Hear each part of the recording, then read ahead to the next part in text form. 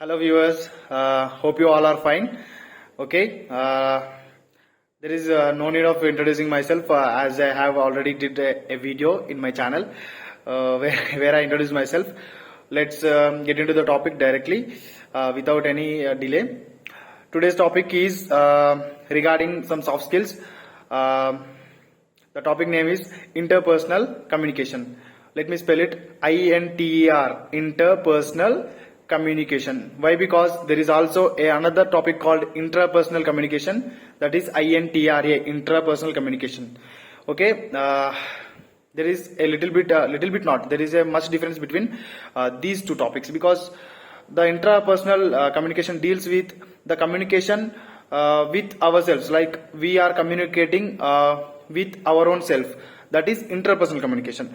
And coming on to interpersonal communication, INTER, interpersonal communication, it deals with the communication with other people, like we are communicating with other persons, other one person or a group of persons.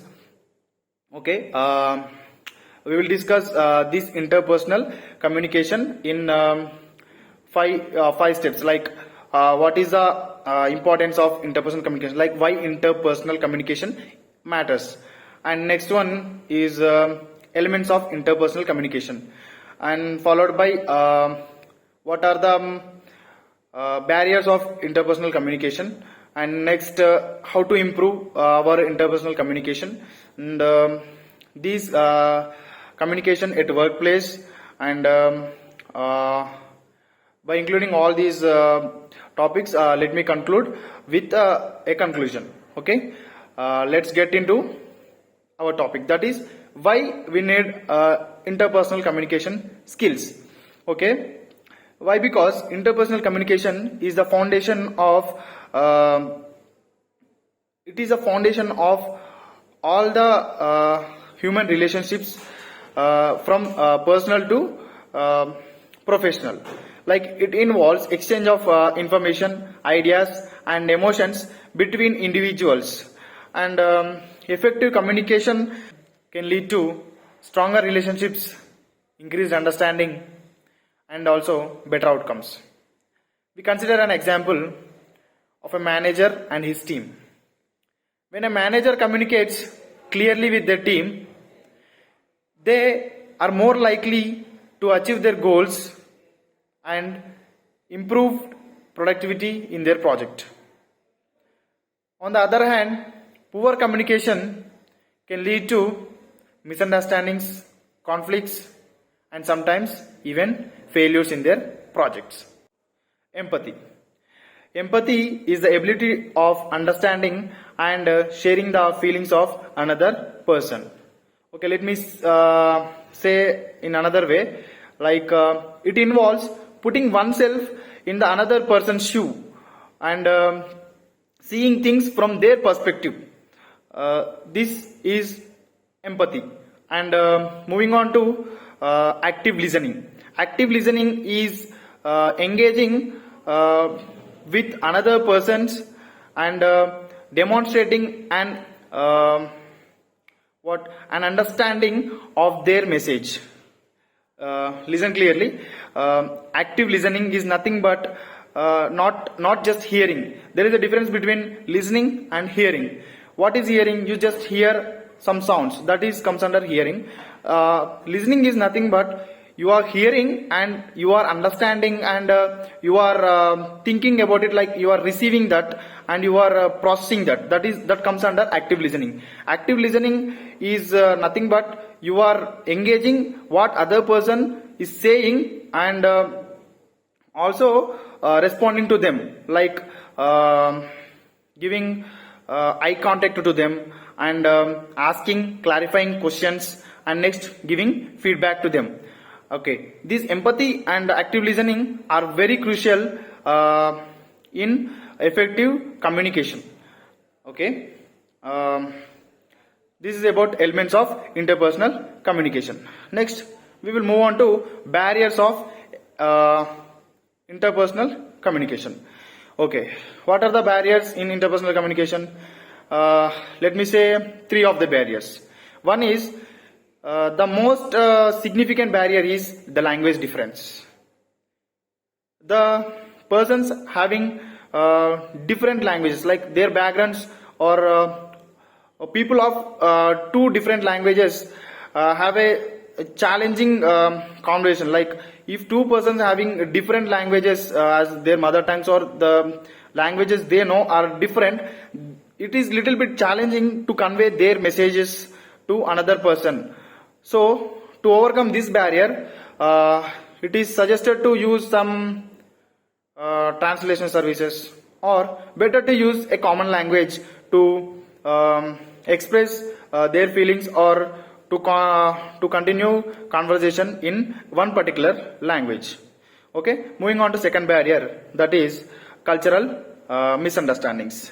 Okay, as the name suggests, persons of different cultures, like particular cultures having their own ways of beliefs and understandings, and something which is accurate in, or which is acceptable in one particular culture is not acceptable, or might not acceptable in another culture. Like some beliefs or something, or some practices which are accepted in one culture may not be acceptable in another culture. I think you understood my point. That's about differences in culture, or misunderstandings in culture. And to overcome this cultural barriers, like cultural misunderstandings, one should learn about different cultures and their norms, beliefs, etc. And moving on to third barrier, that is personal biases. Personal biases can also create barriers to effective interpersonal communications. For example, preconceived notions about someone's background, personality, or beliefs can also impact how we perceive their message and respond to them. To overcome this bias, one should identify or recognize the biases and work to eliminate them. Okay. Overall, identifying the barriers and finding the ways to eliminate them, or to work on them, is crucial to improve interpersonal communication and build stronger relationships. Okay, let's move on to the next topic, that is improving interpersonal communication. Okay, let me give a practical tip, that is practice active listening. Active listening in the sense paying close attention to what the other person is saying, and asking clarifying questions, and summarizing what you have heard to ensure the understanding or getting a clear idea. And another practice is to have a good body language, such as making eye contact, nodding, and smiling in between the conversation will give you the better conversation with the opposite person. This will help you to convey the interest and engagement in the conversation. And one more thing is, other than active listening and body language, we can ask the open-ended questions. That means when you ask the open-ended questions, it will be encouraging to the opposite person to give more information or ideas or feelings about the particular thing what you have asked. Okay, practicing these three things will improve your interpersonal communication. Let's move on to the interpersonal communication at workplace. Effective communication at workplace plays a crucial role, as it can impact the productivity, team dynamics, and overall job satisfaction. When employees are able to interact one another or interact with each other they are better equipped to collaborate on projects or share ideas and also resolve conflicts. So, effective communication in the workplace plays a crucial role. As examples for effective communication, I can give the same practical tips like active listening and a good positive body language. And moving on to conclusion part.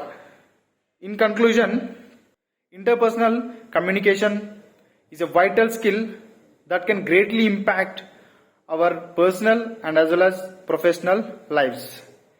By understanding the key elements of effective communication, identifying the barriers, utilizing practical strategies for improvement, we can enhance our relationships and also achieve greater success in all the areas.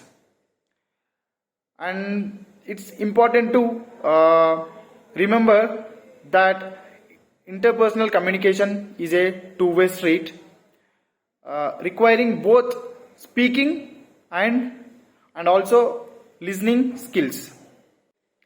By actively practicing and improving our own communication abilities, we can better equipped to navigate difficult conversations and build stronger connections with others,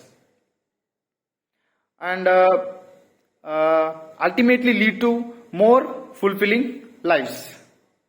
Okay, this is all about interpersonal communication, and I will be doing another video on intrapersonal communications, like the communication which happens within ourselves. Okay, I think you all like the video.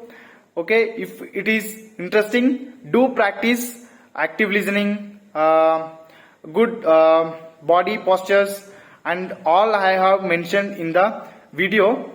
Okay, I hope you all understood what is interpersonal communication. Okay, as you all know, please like, share and subscribe to my channel. Thank you.